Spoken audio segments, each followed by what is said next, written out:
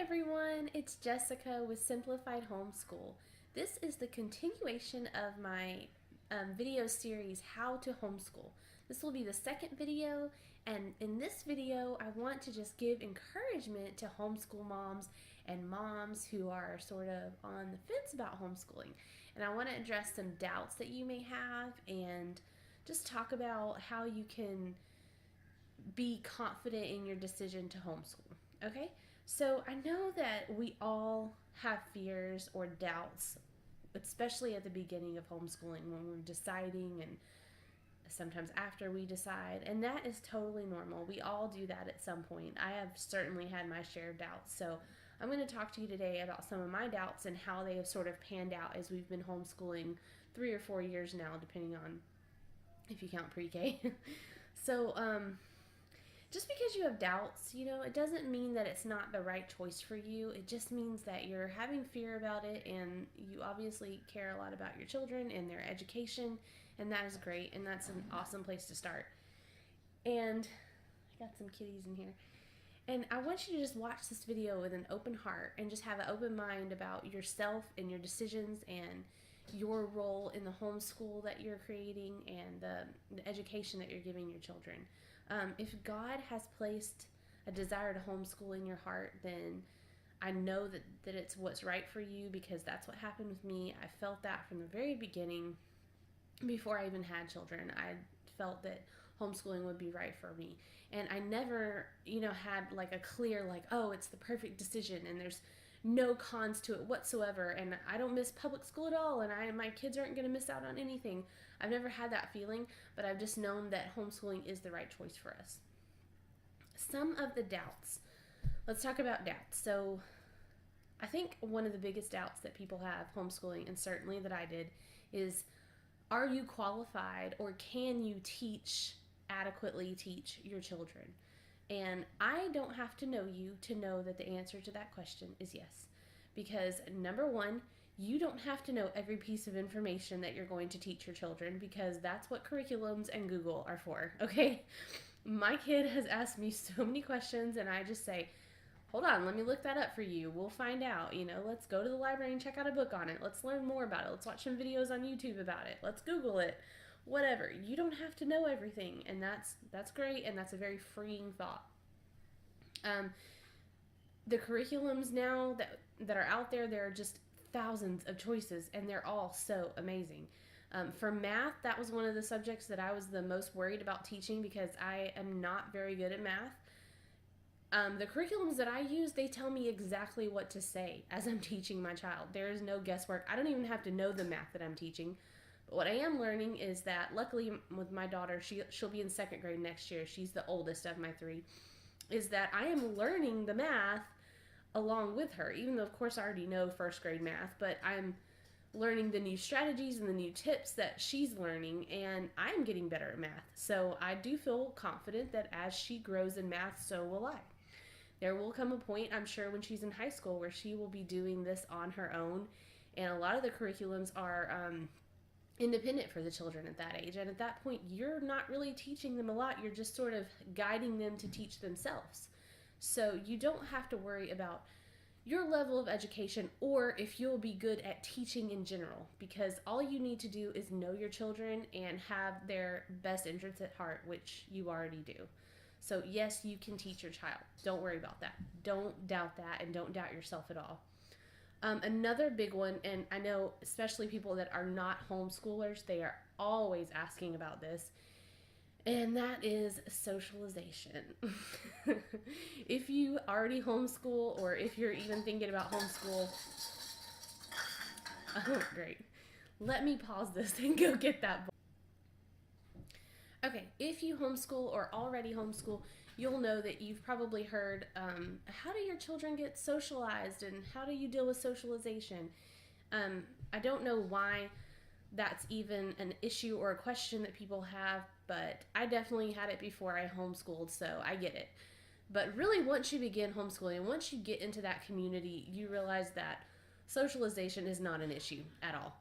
First of all, in school, this type of socialization that they get is not real life. I mean, they're grouped in with a group of children that are all the same exact age as them, And they don't get a lot of chances to actually talk with one another or get along with one another. Most of what they do is seat work. Most of what they do is, let's have, you sit here and you be quiet and you don't talk with one another because that's actually frowned upon and looked down upon. And, they do get some time, but it's not a lot. It's really not as much as people think. Now, with homeschooling, you get tons of socialization. There's a lot of opportunities out there, and you can really kind of go from, getting together with people once or twice a week to having something every day where your child is learning how to be social and how to live in a society with other people. One of the first ways that your children will be socialized is through siblings or family members.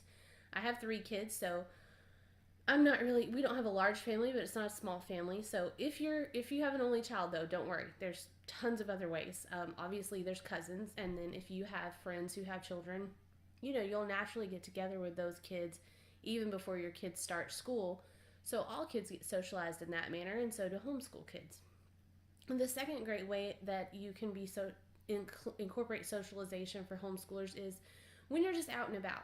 Because you're homeschooled, you don't go on errands during the day while your kids are off at school. Your kids go on the errands with you. When you go to the grocery store, they come with you. When you go to the bank, they come with you. When you go to the post office, they come with you. Everywhere you go, they usually are with you. So they get to experience talking to people. I do try and push my children a little bit because they're slightly introverted like I am. I'm not a huge introvert, but I'm a little bit of one, and so are they. They have some shyness to them, and that's okay. But when we're out, I say, speak to this person. If they say hi, let's say hi back. And I try and kind of push myself to carry on conversations with people to model that for them. And they get to talk to people of all ages and all walks of life. And they get to learn about different professions and different community workers and helpers. So that's another way you socialize. Also, of course, if your children are involved in any sports or any sort of extracurricular activities like art, music, any of that, they get socialization from that. And as I talked about in my first video, there's tons of different avenues for your child to get included in sports. A lot of people think if you homeschool, you can't do sports, but that's just not true. So your child will get socialization from that. Another great way is by homeschool groups, local homeschool groups, co-ops, moms groups, whatever you're part of. That's an awesome way to meet other homeschoolers, get to know them, hang out with them, have fun with them. Even local Facebook groups. I have actually met a mom on a Facebook group, and we now hang out with our homeschool kids. So, just however you can get to meet people, but socialization isn't an issue. My children are around other people and other kids every single day, so that's not an issue. Another doubt that I had, especially this one was harder for me than the top 2, because the top 2, especially socialization, I just thought that was ridiculous, but is missing out on school functions. And I think at first I really thought about high school things like prom and graduation and just those big moments that I got to have because I was in public school, and I thought my kids would have to miss out on. But I've learned that if you are part of co-ops, or even if you're not part of them, there are homeschool organizations that will put on proms and graduations and everything all the way down to Halloween parties and Valentine parties and Christmas parties. And our homeschool co-op does a spelling bee, and they have yearbooks, and they do an international night where families get together. I mean, there's just tons of things that I thought that my kids were going to miss out on, and they're just not. There's a co-op that we are not part of now, but I'm definitely going to get into it when my kids are in high school, because they do like the proms and they do a graduation, and I think it's just great that now I realize my children do not have to miss out on that stuff, and I'm so excited about that. So don't worry about that. Your kids don't have to miss out on those school functions, those fun things that you did at school that you kind of remember that really made school fun. Your kids can experience those and still get the benefits of homeschooling. So that's just amazing. All right, another thing that some people worry about, I haven't really got to worried about that yet, because I'm kind of a person who just worries about the things that are in front of me, but that's high school. Okay, My oldest, as I said before, is going into second grade this year, so we're far away from high school, and at this point I'm kind of taking it 1 year at a time. But when they do get to high school, I have a feeling that I will be able to find help. I know that I will be able to figure it out, and if not, I can Google, how to do high school properly and how to make sure that they get all their credits and get the transcripts done. And I know that there's tons of blogs and there's tons of information out there on the internet about doing high school and getting the correct credits and making sure that your child can get into college and making transcripts. And I mean, everyone that homeschools has done it, and if they can figure it out, so can I, and so can you. So don't worry about high school, don't worry about transcripts, and don't worry about college, in the sense that don't worry about it, but do look into it, do plan on it, and you'll be fine. High school will be fine, transcripts will be fine. And as far as getting into college goes, if you do high school correctly and do the transcripts and everything, your child is going to be fine for college if that's what they choose. Me personally, I'm not pushing college on my children, but if they choose a profession where they need a college degree, I want them to be able to do that. So I want to prepare them for college whether or not they choose it. So colleges now are really starting to accept more and more homeschoolers because the data is just so clear that homeschoolers do better in college.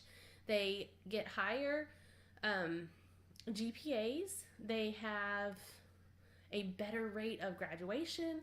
They just deal with the stress of college so much better because, as I said before, a lot of times in high school, children are doing their work independently, and that's how college is. And high school and public school really isn't like that. Your teacher is still teaching you and they're giving you everything, but really homeschooling is sort of structured much more like colleges than public school is. So homeschoolers they've already learned how to self-motivate, they've already learned how to organize their time and prioritize, and college is actually easier for them. They are better prepared to move on to college. Another doubt that some people have is support. Now, if you have, hopefully not a spouse, because I'm really not sure how to deal with that, honestly. My husband has always been very supportive of homeschooling, and if he wasn't, I'm not sure exactly how I'd handle that. But if you have family maybe that don't support you, or you're just worried about being alone because you don't know anyone that homeschools, just go ahead and jump in and start talking to people and getting to know people, because you will find people. And when I first started homeschooling, I didn't know anyone that homeschooled, and my family was very iffy about it. It's not that they disapproved, it's just they were kind of like, where did this come from? Because I wasn't homeschooled, no one in my family was homeschooled, and they weren't too sure about it. But as time went on and they saw that, I was very strong in my decision to homeschool, and that my children, my daughter, who's the only one that's really been of school age yet, but she's doing so well and flourishing and learning and growing, I mean, the support comes, and then I think they've always sort of backed my decision to homeschool, but now they're really on board with it even more so. So just go ahead and jump in, and the support will come when people see that you're doing well, that your child's doing well, that you're happy, and that's the best thing for your family. The support will come, and meet other homeschool moms and get that support in the meantime that you need from them. All right, another doubt that I've already touched on a little bit, but is sports. Maybe your child's already in school and you're wanting to pull them out to homeschool, but they're very involved or very interested in a certain sport or extracurricular activity.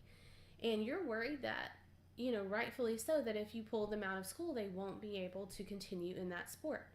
And it's different in every state, it's different in every county, but check to see if in your area, in your county, your child can still participate on the public school sports teams, because there are plenty that can. In my county, I think it's up to the individual schools. So we haven't tried to get on any teams, so I can't tell you how easy it would be or not, but I know a lot of places have it where you can, and then some places have it where it's up to the schools itself. So just check on that, because that's your first option, and that might be your easiest option. But if they can't get on the public school teams, or if you don't want them to be, there's always other groups and co-ops that will put on sports teams. There's enough homeschoolers in our area for sure to have sports teams, full-on sports teams, and they compete with other homeschoolers as well. And it's It's easy to get on sports. You can find pretty much anything that you want anything that your child's interested in to have them do. Like my daughter is not really interested in sports, but she's very interested in arts.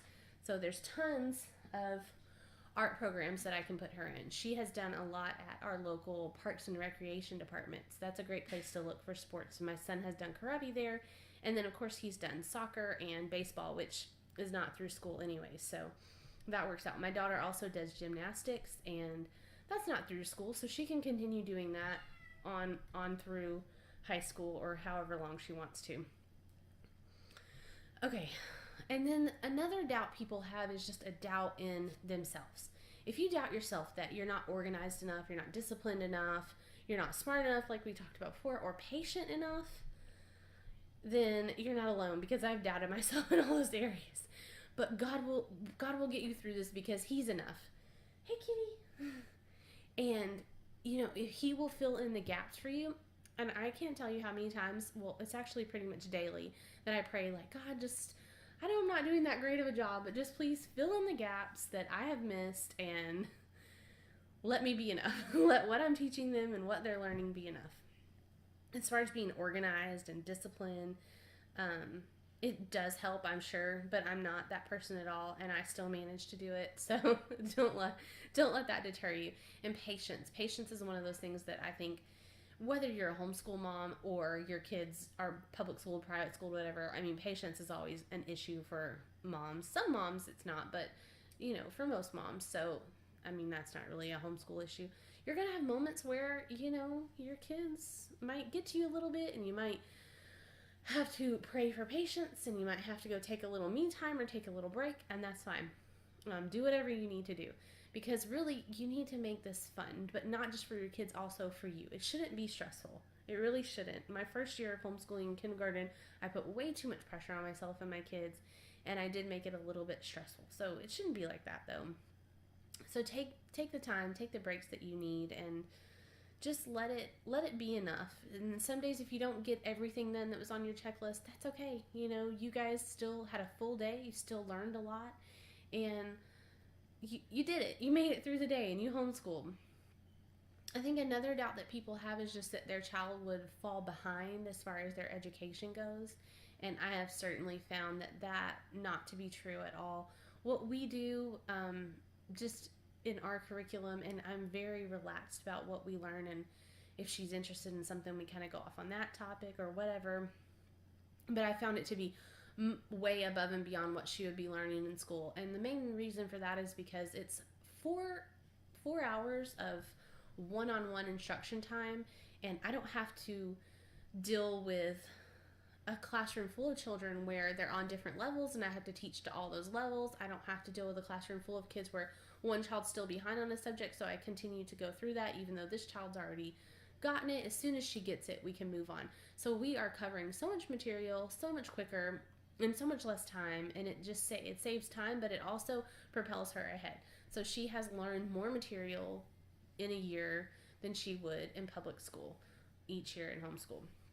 So I would not worry about your child being behind. Even if you don't get your entire year's curriculum done, even if you take time to do nature studies and nature walks, and maybe don't even do a science curriculum for a whole year, your child is going to still learn more than they would in public school. And it's not anything against public school or teachers. I mean, the public school teachers are great. It's just the demands of having an entire classroom to teach versus having a one-on-one time with child where you know everything about that kid.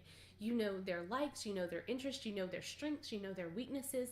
It's night and day. There's no comparison with that.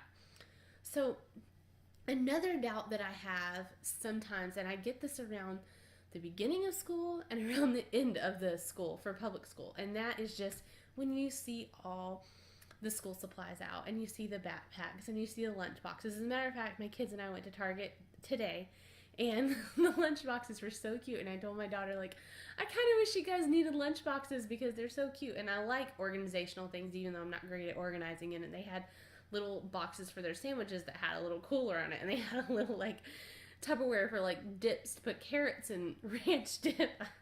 I know it's ridiculous, but I was like, oh, I want to buy a lunch box for you. But I didn't, and I got over it really quickly. But we do special things on the beginning of school and at the end of school just to kind of, make it special, even though we're just at home, because it is special. So, like on the first day of school, we take pictures and we do a self-portrait. I've had her do one every year so far, and I'm going to continue to do that. And we do a questionnaire where we have the same questions on it each time to just kind of see how her answers change. And then I keep a portfolio of all that stuff every year so I can go back and look at how she's changed. And I'll do that with my other two children as well. And we just make it fun and we make it special. And if we start school on a different day than public school, we might kind of have a special day when public school starts and have kind of a not back to school day or something like that. And then at the end of her kindergarten, because everybody has these cute little kindergarten graduation ceremonies and things. So we did a graduation ceremony where I printed out pictures of her doing school throughout the year, and I put some of her work samples, up on the wall and I invited all of her grandparents and her aunts and uncles, and they all came over, and I gave her a certificate, and we just talked about her school year and kind of showed off what she did and what she learned to her family. So that was really fun. So there are definitely ways to make it special so that you don't feel like you're missing out on those special occasions.